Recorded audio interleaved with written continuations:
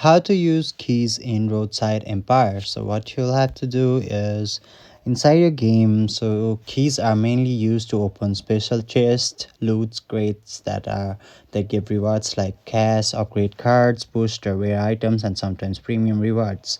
So how to use keys is simply opening the game, then from there head on to the shop, chest or crate section. So this is usually shown with a chest icon or store button.